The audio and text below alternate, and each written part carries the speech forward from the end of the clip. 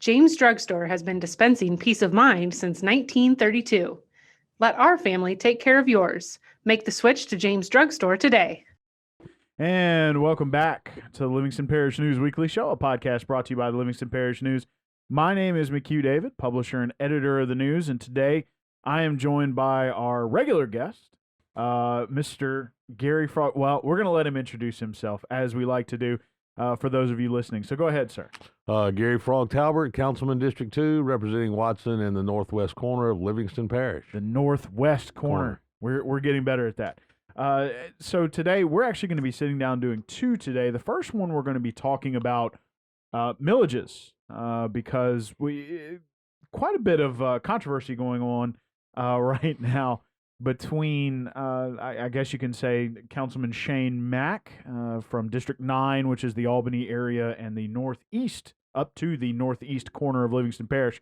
Mr. Mack, recently there was some reshuffling of the unfunded gravity drainage districts, and he's going to be looking for funding. But we're going to get to that in a second. First, the millages for the parish are up for approval. There are, I believe, technically it's only 3 of them, but there are 4 because within municipalities, the regular parish millage is cut in half. Correct? So talk to us a little bit about those. Well, basically, every 3 years we have a reassessment. So in essence, the millage technically rolls back so that the revenue stays neutral. If the assessment goes up, then theoretically revenue would go up. But the way the law is written, the millage rolls back to meet so revenue stays neutral. However, typically with assessments, the reason they go up, you have new houses, more people, more services you have to deliver. So consequently, those entities have requested the parish roll them up to whatever they were previously, which will give them additional revenue. If you think about it, we just had a reassessment last year. Mm-hmm. 3 years prior to that, we had a reassessment during the flood. So the reassessment was eliminated, and actually millages rolled back, or took discounts for a period of 2 or 3 years. So some of these districts, these taxing districts, are kind of behind the 8 ball. They've used surplus funds that they had that might have been earmarked for something else. They put off either capital improvements or providing additional services that they normally would have provided. So they've all requested that their millage be rolled up to what the taxpayers had approved, so that those additional revenues can provide the services that they were originally set forth to provide. So I want to take a second and discuss what you were talking about with reassessment. So every third year, Jeff Taylor and his office go and I guess you can say put tape to buildings to try to make sure that everything matches what's in their system. And one of the things that we have seen with reassessment is a consistent uptick in both number of homes sold and average sold price. Actually, in 2020, it jumped up to almost $230,000 per home. And so, what you get is huge amounts of increased inventory. But based on what you're telling me, that is actually going to roll the millage back, which seems a little counterintuitive because with increased homes and that sort of thing, you're supposed to have more money for roads and first responders and that kind of thing. Is that kind of what you're getting at here? Yeah. So typically, the way the law is written and the way everything's structured, as the millage is fixed. So let's say we look at the millage for 2019. Let's say a particular millage generated $2 million in revenue. After the reassessment, then they would calculate based on the new, property tax values. They would try to maintain $2 million worth of revenue. So to maintain $2 million worth of revenue, what do you do to the millage? So if it was, let's say it was 5 mills before and generating 2 mills, these are hypothetical numbers, and it went to 6, and when they redid the numbers, 5 mills would generate $2.5 million. Then they would adjust the 5 mills back to get the revenue to $2 million. However, because of additional houses, additional people, all those things that are associated with the increased, millage or the increased assessment value of the parish, then you've got to provide additional services. There are additional infrastructure upgrades that need to be made, more traffic on the roads deteriorate faster. So consequently, everybody that provides these services have requested that, let's say, for example, 2 million was going to generate 2.5, so the millage was going to go from 5 to 4. They requested that 4 be rolled back up to 5 so that they get the $2.5 million worth of revenue so they can provide additional services that are going to be required by additional people, additional traffic because of new homes and that sort of thing. And initially, that is what the millages were intended to do, correct? Was to provide these services. So the fact that the rollback also applies to simple population growth, not necessarily because of an increase in, the value of the real estate in Livingston Parish, seems a little counterintuitive. Well, that's just the way the law is structured. That gives every political entity that the opportunity to determine if there's a need, and then gives them the opportunity to roll it forward. There's obviously a need within those districts to provide the service, especially when you consider that it's been it's been almost 6 years since they had really an increase, and actually for a period after 2016 they took a decrease. So they've had to tighten the belt, cut back on services, delay programs, and so it's time to get the parish moving forward and do some of the things that people had originally voted those millages in to provide. So let's talk about the parish for a second. We did mention that there were technically 3. Excuse me, one of which is direct funding to the parish, and of course that millage is cut in half inside the municipalities. And then there's also the parish health unit, and then I'm sorry, I'm drawing a blank. It's a Monday morning. What is the third one? Is it? It's not the detention center. Is it the 5 mills on the roads and drainage deal? I know there's 5 mills on the roads. I looked at the agenda. I looked at the agenda this morning. They sent it out, and it kind of outlined what we were doing. I didn't really think about all which they specifically were for, but basically, yeah, we can talk about the health unit. If you remember, when the health unit was renewed, it was renewed at a rollback rate because there was a surplus. Right. It was designed to have a surplus so that if you had an emergency, you had money in the surplus to do it. Basically, it looks like because of the rollback of 16 and some of those other things, the surplus it's close, could actually run out before the millage comes up to a vote again. So it's very important that millage get rolled forward so that we're not hammering that surplus every year, to make that thing work. So, there's just some things that have happened in the past that are requiring some of these millages that they really need to be rolled back up to the current rate. Or the rate in which they were adopted, approved by the voters, yes. And so, we talked about or you brought it up just now, the 5 mills for the roads is part of the deal as well, as part of the parish's deal. And then, I believe it's 2.32 for the parish itself. Yeah, 2.32 for the parish and 1.16 for the parish inside municipalities. Right. So, if you live inside the city limits of, say, Denham or Walker, or leaving Livingston, you have to pay 1.16 to the parish, and then your local municipality probably has a millage as well. So let's talk about, that 2.32 for a second. What exactly does that go to fund? The state constitution allows counties or parishes, in our case, to charge 4 mills without a vote of the people. And then you can charge half of your millage to residents inside municipalities because you provide services to those individuals. Over the years, it's been rolled back to 2.32 for whatever reason. I can't go back and look at why it was done back in the day, but so it pays for things that aren't dedicated. I mean, if you think about it, we have a 3/4 cent sales tax that is dedicated to roads and the maintenance of roads and related drainage. We have 5 mills dedicated to road maintenance and related drainage. and then there are there's the health units actually come through the parish budget, but it's got its own dedicated revenue source. We have to contribute to the juvenile justice system. It has its own dedicated revenue source. So basically, the 2.32 mills is the only thing the parish has that's really discretionary. That we can use to do, other projects, so to speak. The funding of government is based on that 2.32 mills. Pays for the operation of the parish president's office, pays for the operation of the council, and any other related governmental entities that don't have dedicated revenue.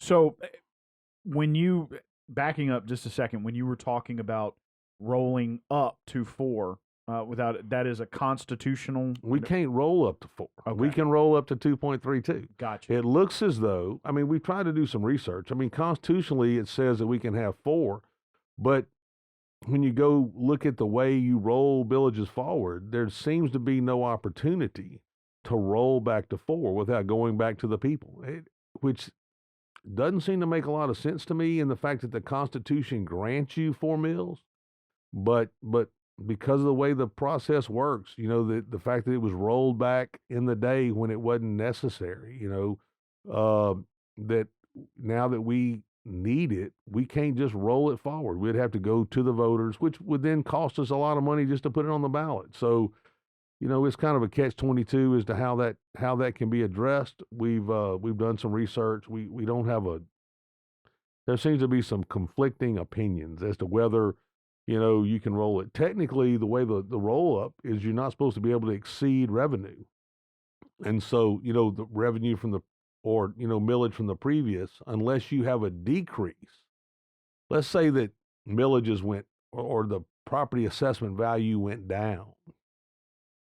That 2.32, let's say that 2.32 generated $1 million, and assessments went down, then we could roll it forward to a bigger number to get back to $1 million. You follow what I'm saying? But Gotcha. That would be about the only way you could roll past the 2.32 or the 1.16 that inside the municipality. So, we're kind of just got to live with what we have and try to be as fiscally responsible as we can. So right now, most of those rates are set. Y'all will be voting on that, I believe, next Thursday. Yeah, Thursday. I think we're supposed to roll. It's a annual, or every 3 years. If there's a change, you've got to move those things forward. So right. So switching gears just a little bit, kind of staying within the context of millages. Parish Councilman Shane Mack, as we mentioned at the beginning of the show, is once again, he did this in 2019, kind of opening the discussion for a redirection, I guess you can say, of the millages that are part of the millage that is collected by the library. Currently, the library collects a 10 mil tax, which is parish-wide. Parish Councilman Shane Mack is looking for part of that for the brand new unfunded gravity drainage district. We had 2 unfunded in the past. They consolidated those. The first time this came up, the library they showed up at y'all's meeting, at the parish council meeting, and I don't want to say in force, that sounds like a mob, but there were a lot of people there from the library. Y'all kind of moved through this. You didn't really discuss it. Here it is again, Shane bringing it up. What are kind of your thoughts? Because I know Watson has a good, library branch right there, not next to the high school, but not far. I talked to the director of the library. We texted last week. I got an email from him last night. I saw this morning. I didn't get to open it, but basically, I asked, for the audited financial statement, for the budget. They budget money out of the millage every year for capital improvements. They have a list of capital improvements. They really run the library, with pretty good fiscal, tools, and the fact that, so they've got these, brick and mortar structures that have to be maintained. Air conditions wear out, have to be replaced. They project those things. They've got a projection on a life of air conditioners. For example, let's say Watson's got 3 air conditioning units. I don't know how many they've got. Let's say they've got 3, and it was built, 10 years ago, 12 years ago, whatever it was. That library has a life expectancy of those air conditioners. So, they kind of have projected, at this year we're going to have to spend X number of dollars, upgrading those systems. So they have put together, a list of capital improvements that have to be made. They expanded the Denham Springs Walker branch, and they expanded that without going back to the taxpayers because they had budgeted, to do that. And the council approved it. We had a little discussion about, operational. That's that millage that they have is for the operation of the library. Maintaining equipment or maintaining the brick and mortar is part of the operation. Is expanding a branch part of the operation? That could be questionable, but they came before the library board approved it. It was definitely a need. They came before the council. The council saw that their budget allowed for it. So, it was done. They do have money in the bank. I mean, shoot, y'all know what you get paid on the interest, on your savings account. I think they budgeted like $21,000 in revenue or something close to that in interest income. So they can tell you they've got a pretty good amount of money in surplus. But that money is being accumulated because, like I said, air conditioners go bad. Parking lots going to develop potholes. There are things that are gonna happen that require maintenance, and so they've been fairly fiscally responsible with their dollars. And that's what that surplus is for. During COVID, of course, they were shut out at times, and they provided some services online. But there are areas of the parish that, you can't get internet service, except at maybe the library. You know what I'm talking about? So there are some services provided in parts of the parish that are very important that the libraries provide. So I think to just arbitrarily say we're going to try to cut the library millage in half and redirect that money, and I think it's a misnomer. I think what Shane's philosophy is that new taxes struggle getting passed. Mm-hmm. So if everybody's paying 10 mills to the library, we're going to ask you to vote on a new library tax that'll be 5 mills as a replacement for the 10 mills, and then vote on 5 mills for the drainage district. And in essence, everybody outside the funded drainage districts will get a 5 mil reduction, in their property tax bill. It won't be that the millage that is, that's paid in the Watson area or the Denham area or the Walker area will go to Gravity 8. The only area that will pay the 5 bills will be those that reside within the boundaries of Gravity 8. So, it's dollar for dollar, you're going to end up with way less revenue with 5 mills inside the boundaries of Gravity 8 than the library got within 5 mills within the whole parish. Right. So in essence, it's a tax decrease to a certain extent, but at the expense of what? At the expense of services that the library provides. The fact that the library provides, internet to certain areas of the parish that don't have it otherwise. I'm just not sure that it's something that is a good trade-off. I'm not denying that there's needs to be funding in Gravity 8, but I'm not sure it needs to be funded at the expense of the whole library system parish-wide. Right, and it's important to mention that the voters did approve that 10 mills for the library and has already gone through one renewal already. Hey, but go back and look at voter turnout. Sure. Voter turnout was terrible. I mean, we're talking about minute numbers of voter turnout on that renewal. So there is some discussion on, is that a tax that is overwhelmingly supported, or is that, and it might very well be, and people knew it was going to pass and just chose not to go to the polls that day. I don't want to try to speak for whatever, for why the turnout was that low. What I do know, and in my area, that the library provides much needed services in the Watson area, and from what I've heard from my constituents is they are definitely in favor of funding the library at the current rate. So, just like I did in 2019, I kind of led the charge against, not moving forward with that. I'm not going to be able to support moving forward with it again. Sure. Another thing wanted to ask you is that, gravity drainage 6 and 7, which were the previous unfunded ones, had a tax push right after the flood. It failed in both places. A lot of both Councilman Jeff Ard in District 1 and Councilman Shane Mack kind of suggested that, a huge reason that those failed was a lack of planning, a lack of public relations, I guess you can say. They didn't really have all their chips together, I guess you could say. And one of the things I wanted to ask you is, having put together a plan previously for something that you pushed, we won't bring up the name, but mosquito abatement. Yes. We'll go ahead and talk about it. Yeah, I mean, so you had a plan in place. Y'all had a budget. You had gone out and done your research. When you're talking about pushing things like this, don't you think that it would be a better, and I am asking for your opinion here, but don't you think it would be better to have a plan in place before you start knocking on doors and making suggestions like this? Yeah, and the issue is that it takes some expertise to kind of put a budget together for that stuff. And it to analyze how many, miles of laterals you have, and what kind of revenue you're going to generate, and what you can do. And I think that is part of the problem with the initial, run at it. Is I think there was a question asked, and I don't remember if it was a Killian town hall meeting or whatever. Somebody said, "What is your budget?" Well, they didn't really have a budget.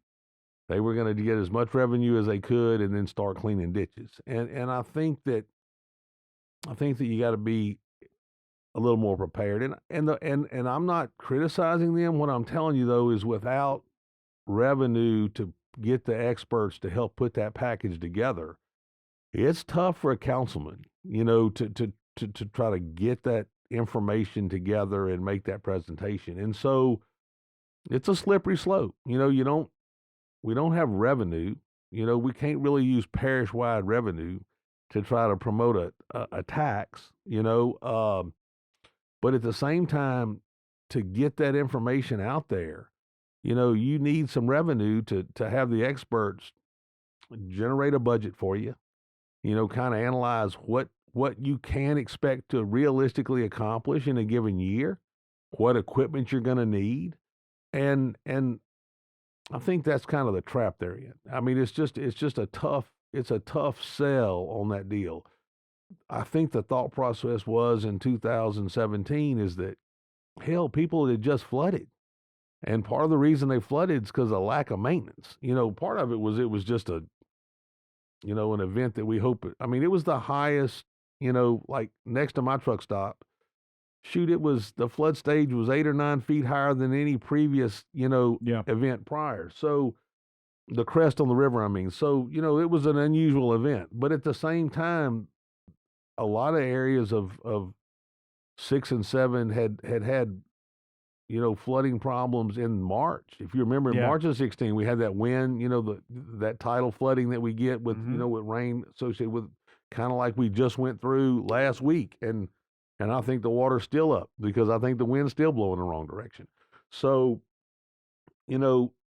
I think the thought process was that after that event, people will want to address, those issues. But taxpayers are pretty savvy. They don't mind giving you the money if they know the money's going to be spent in a manner that they're going to benefit from it. I think when you go to them and say, "I would like you to give me $500,000. I'm gonna come clean your ditches." Well, how are you gonna do that? Well, we're gonna figure it out after you approve the money. It's just, what came first, the chicken or the egg? And, Right. And so, you've got to put a plan together, but you almost have to have revenue to put the plan together.